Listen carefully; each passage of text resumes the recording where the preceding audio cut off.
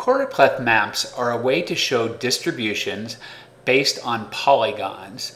So in order to make a choropleth map, we need to use something like countries or states or counties or voting districts or census tracts, someplace where we have some number inside of each of those associated with how much of something is there. Once we've got that information, then we can use color or a pattern in the map to show the density or how high that attribute is within each of the map units.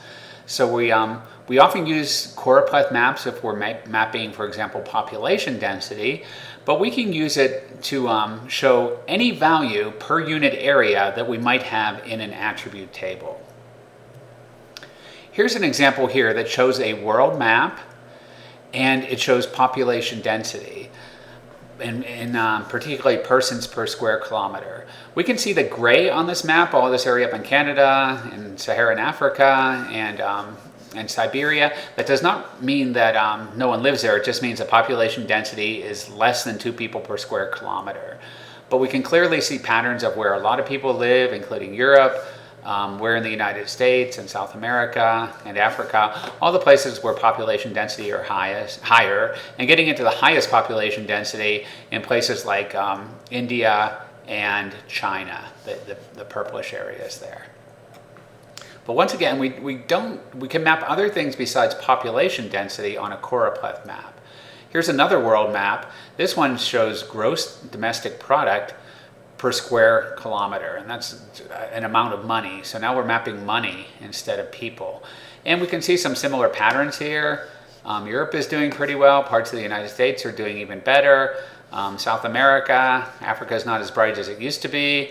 And areas like northern India are also not as dark as they used to be, because there's not as much gross domestic product there. So more people, but maybe less money in some of these areas. So using maps like this, we could compare and contrast those two. Here's another choropleth map that has nothing to do with money or people. This is the number of registered hobby drones per 1,000 residents.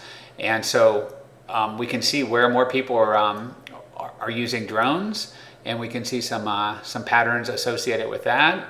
For example, sometimes around cities like Pittsburgh, which is in this area here, there's more drone use actually outside of it, and that might just be regulations within the city that don't allow for that or make it more difficult to have it registered. So we can see some patterns on this map, and it's all normalized to 10,000 residents because we want to account for the population. That we could have a lot more drones in a place like California, but we also have a lot more people there. So once again, with these choropleth maps, we're normalizing it either to an area, or in this case instead to the population itself. This is a kind of famous choropleth map. This is number of heavy metal bands per capita. And so most of the world, there's not that many heavy metal bands. There's probably a few thousand in the world maybe, but a lot of these are up in the Scandinavian countries for some reason, and Iceland. So a lot of heavy metal bands up here.